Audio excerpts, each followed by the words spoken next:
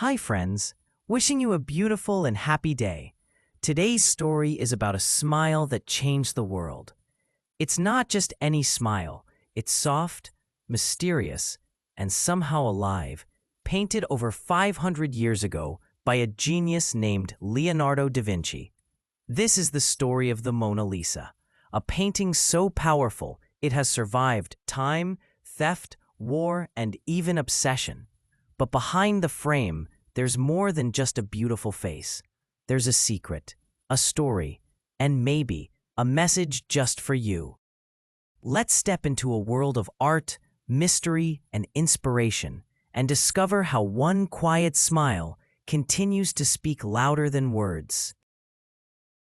Her smile was the first thing Maria saw when she stepped into the quiet chamber. It was early morning, and the sun sent a gentle beam of light through a high window. Dust motes danced in the air, but they did not screen that smile. It was a soft curve at the edge of painted lips, both happy and knowing, as if the woman on the canvas held a secret she might whisper if you leaned closer. Maria felt a light shiver run down her spine. In her heart, she knew she was standing before something truly extraordinary. This was no ordinary picture. This was the Mona Lisa. Maria had heard about the Mona Lisa all her life. Friends, teachers, and books had called her the most famous painting in the world. Yet nothing could prepare Maria for the moment she saw that quiet smile in person. She remembered her first thought. How can a smile feel so real, yet so private? The chamber around the painting was hushed. Even other visitors seemed to speak in whispers. Maria pressed her hand to her chest, feeling her heart beat a little faster. Light from high windows played across the painting's glass case, highlighting the gentle slope of Lisa's jaw, the soft waves of her dark hair, and the distant hills that curled behind her shoulders. Maria imagined the woman in the painting breathing. She imagined her blinking, turning her head to greet an old friend. A guide spoke softly. "Notice her eyes," he said. "Some say her gaze follows you no matter where you stand." Maria stepped to the side, then moved forward again. Each time, those dark eyes met hers, steady and calm. It felt as though Lisa was alive. But why this glow of life? Why this question in her smile? Maria thought back to Leonardo da Vinci, the man who painted her. Leonardo did not simply copy a face. He studied it under many lights: morning light, afternoon light, evening light. He painted layer upon layer of oil glaze, building skin that seemed to glow from within. In those layers, he hid tiny shadows that gave depth to the eyes, warmth to the cheeks, and mystery to the lips. Maria left the chamber with a new determination. She would learn every secret she could about this painting, and perhaps then she would understand that gentle, knowing smile. Leonardo was born in 1452 in the small Tuscan village of Vinci, near Florence. His full name was Leonardo di Ser Piero da Vinci, which simply meant Leonardo, son of Piero, from Vinci. His parents were not married, so he grew up in his father's household, surrounded by animals, fields, and simple village life. From a young age, Leonardo was curious about everything. He would wander in the hills, watching birds wheel and dive above the olive groves. He would collect pebbles and feathers, test how they spun in the air, and ask himself, how strong is air? How can I fly like a bird? In his father's home, Leonardo spent hours sketching.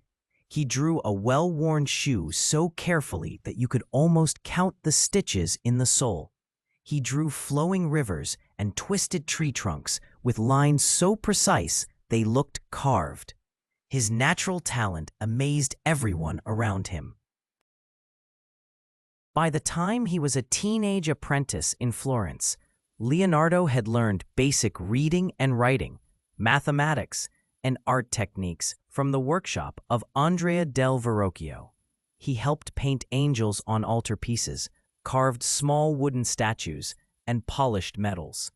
He studied textbooks of geometry to learn how angles and light worked. Every new idea fed his imagination. Yet Leonardo did not stop at art. He studied anatomy by dissecting dead bodies, carefully noting the shape of muscles and bones. He sketched designs for a flying machine, imagining human-powered wings. He tested ways to divert rivers and maps of the land. He filled dozens of notebooks with drawings, blueprints, and questions. Leonardo's mind was always moving, always asking, what if? What if we could fly? What if water flowed better through a curved channel? What if paint could be mixed in a new way so skin looked more alive? These endless questions drove him to explore many fields: art, engineering, anatomy, geology, botany, and to blend them into every work he made, including the Mona Lisa. In the spring of 1503, when Leonardo was 51 years old, a wealthy Florentine merchant named Francesco del Giocondo came to him with a special request. He wanted Leonardo to paint a portrait of his wife, Lisa Gherardini del Giocondo. She was 24, a gentle woman, devoted mother, and known in Florence for her calm grace.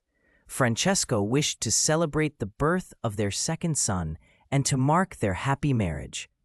In those days, a painted portrait was a gift of great honor.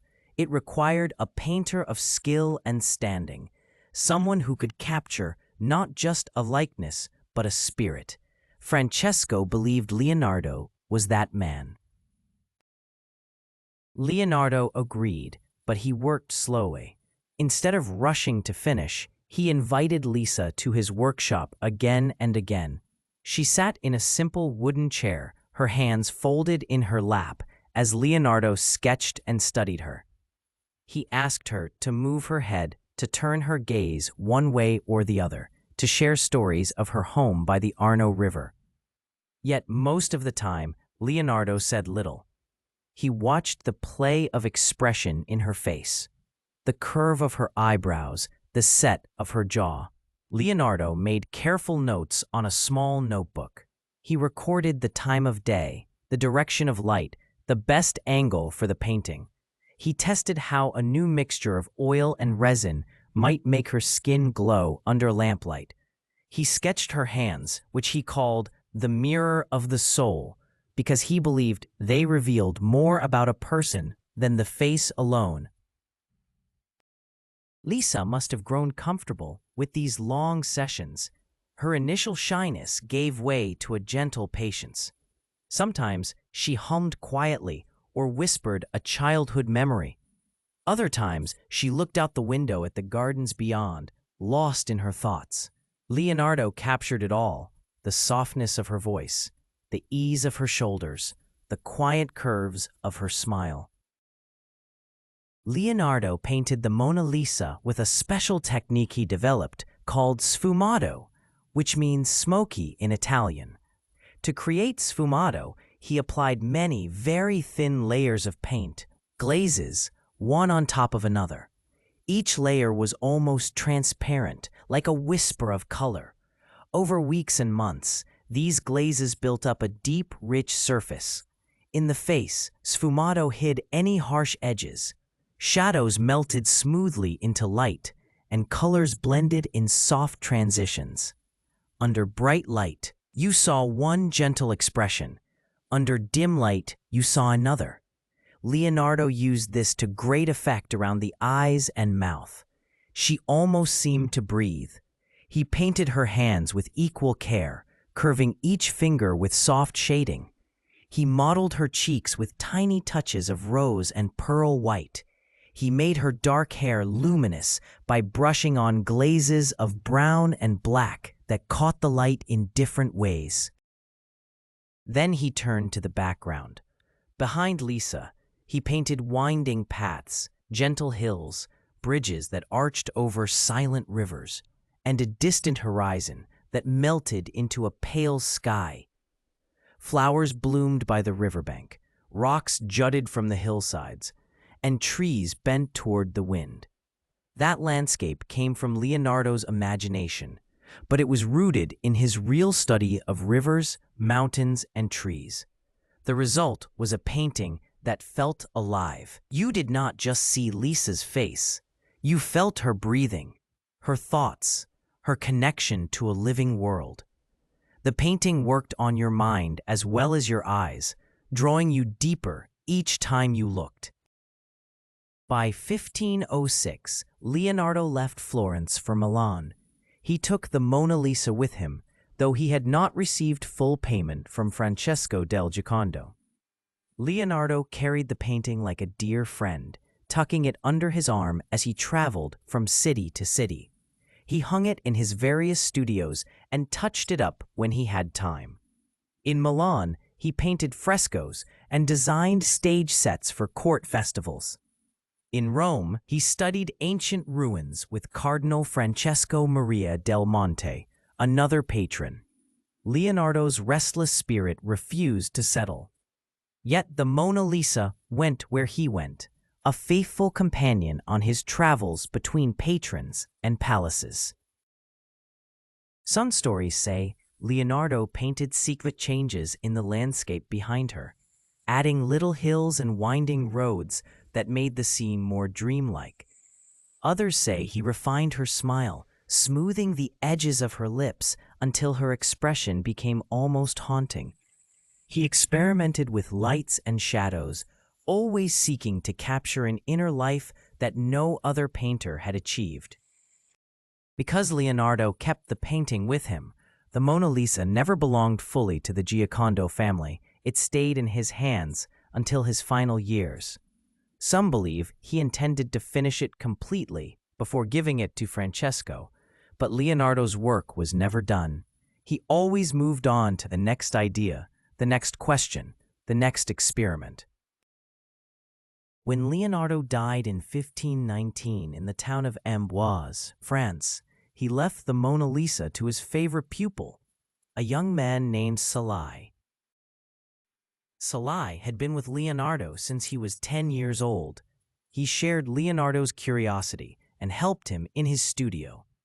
Though some stories say their relationship was complicated, Salai cared for Leonardo in his illness and inherited many of his papers and paintings. By the time Salai died, around 1524, the Mona Lisa had entered the royal collection of King Francis I of France. Francis admired Leonardo deeply. He had invited Leonardo to his court and gave him a house at Clos-Lucé near the palace at Amboise. After Leonardo's death, Francis purchased many of his works and displayed them in the palace. The Mona Lisa hung in grand halls and private rooms alongside other masterworks. It passed from Francis to Henry II to Louis XIV, from one monarch to the next. Each king added new frames, hung it in new galleries, and wrote new notes about its beauty. Along the way, the painting became more famous among nobles and artists who whispered about her charm and her mysterious smile. In 1797, after the French Revolution, the royal collection became the national collection of the French Republic. The Louvre, once a palace for princes, became a museum for all people. Paintings, sculptures, tapestries, and objects of every age opened their doors to the public. Among them, the Mona Lisa took her place. She hung on a grand wall and drew crowds of visitors, common people who had never before stood so close to a masterpiece. In a single glance, they saw centuries of art, science, and human curiosity. They felt connected to a painter who studied the world so deeply and to a gentle woman whose calm smile crossed time. In the early days, guards watched over her closely. Crowds pushed forward. People jostled to see her. The Mona Lisa seemed both fragile and powerful, a tiny wood panel, yet able to captivate thousands at once. She became a symbol of art's power to bring people together, to inspire wonder beyond wealth or status. Perhaps the most dramatic chapter in her history came in 1911. One August morning, the Louvre staff discovered an empty space on the wall. The Mona Lisa was gone. Panic rose like a storm. How could a painting so famous slip away unnoticed? Investigators searched every corner of the museum. They questioned guards, curators, even the very cleaners who dusted the frame. Newspapers in Paris screamed, "Mona Lisa stolen!" The world gasped. Headlines spread to London, New York, Tokyo. People imagined daring thieves, secret bids by wealthy collectors, or even revenge by a rival nation. For 2 long years, the painting remained missing. The Louvre closed the gallery, moved other paintings, and installed new alarms. Visitors murmured about the tragic loss, and some wondered if the Mona Lisa would ever return. At last, the thief was caught.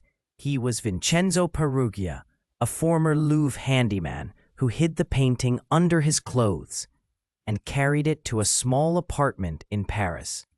Perugia believed he was a patriot. He claimed the Mona Lisa had been taken by Napoleon and should be returned to Italy. He dreamed of a hero's welcome in Florence. In 1913, he tried to sell her to an art dealer there. The dealer alerted authorities. The painting traveled back to Italy in a grand celebration before returning to the Louvre amid cheers and tears. The Mona Lisa's fame soared. She was no longer just a work of art. She was a survivor of theft, a witness to human folly and devotion. In the decades after her return, scholars used new tools to study her secrets. In the 1950s and 60s, they shone infrared light on her panel, revealing Leonardo's initial sketches beneath the surface. They found that he had changed the curve of her left eyebrow and the position of her hands more than once. His revisions showed how he sought perfection. Later, in the 1990s and 2000s, conservators scanned her with X-rays, mapping the layers of pigment. They discovered tiny cracks in the wood panel and in the paint, proof of her age. They noted faded reds in her cheeks and blues in the sky that no longer shone as brightly as they once had. Specialists analyzed the varnish used to protect her, testing how it yellowed over time. In 2005, a team used computer models to study her smile. They concluded that if you look directly at her mouth, the smile seems faint. If you focus on her eyes, the smile grows stronger. It was as if Leonardo designed her expression to change with your gaze. Each viewer saw something different: joy, mystery, calm, or a hint of sadness.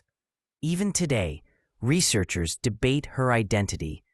Was Lisa del Giocondo truly the subject, or did Leonardo combine features from many women? Some say he painted himself as a woman under the delicate veil of a portrait.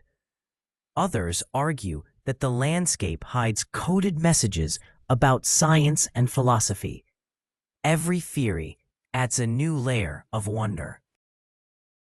For young artists and thinkers around the world, the Mona Lisa is more than a painting. She is a guide and a friend. Consider Sam in France, a boy of 12 who loves drawing robots. He sees the Mona Lisa on a poster at school. He reads how Leonardo combined art and science. Sam thinks, if Leonardo could do both, so can I. He sketches his first robot with gentle curves and soft shading, imagining it smiling back at him. He studies light and shadow in his father's workshop, mixing graphite pencils to make his drawings glow. Or imagine Layla, a timid girl in Cairo who dreams of painting landscapes. She learns that Lisa del Giocondo was a mother and a woman of simple grace. Layla opens her grandmother's old scrapbook and traces olive branches and river bends. She paints her own world, calm and hopeful, and names her painting My Mona Lisa. Across continents, children learn patience from Leonardo's years of work.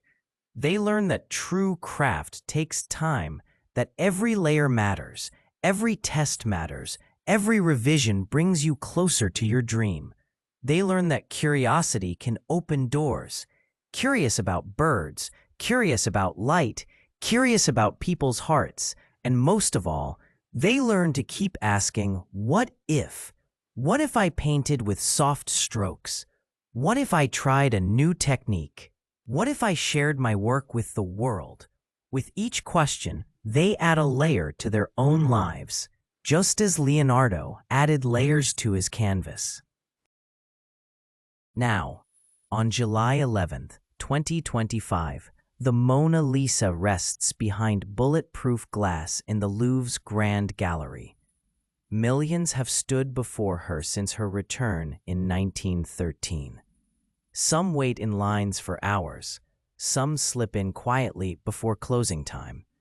All of them, young and old, feel her calm gaze and wonder. Visitors lean close to the glass. They admire the tiny cracks that lace her surface, proof of her 5 centuries on this earth. They marvel at the softness of her face and the silent world behind her shoulders. They try to read her thoughts, seeking a story in her half-smile. Smartphones now capture her image for instant sharing, yet no photo can match the thrill of seeing the real painting in person. No algorithm can capture the way light plays across her glaze or how her smile shifts when you move an inch to the left. That gentle mystery remains alive, unchanged by time or technology. Whenever you feel small in a big world, remember the Mona Lisa. Remember how Leonardo spent years building her with patient hands and curious mind. Remember how she traveled across Italy, survived theft, and inspired science. Remember how today people still stand in silent awe before her. And then return to your own work. Add one more brushstroke. Write one more line. Test one more idea. Layer by layer, patience by patience, your voice will grow. Your small acts of wonder will build up like the glazes on the Mona Lisa's face, creating something that glows from within. Perhaps one day someone else will stand before your work and feel that shiver of surprise in their heart. Perhaps your own smile, your own story, will spark new dreams in someone else. That is the true magic of art, passing hope from heart to heart across time and space. So go forward with curiosity.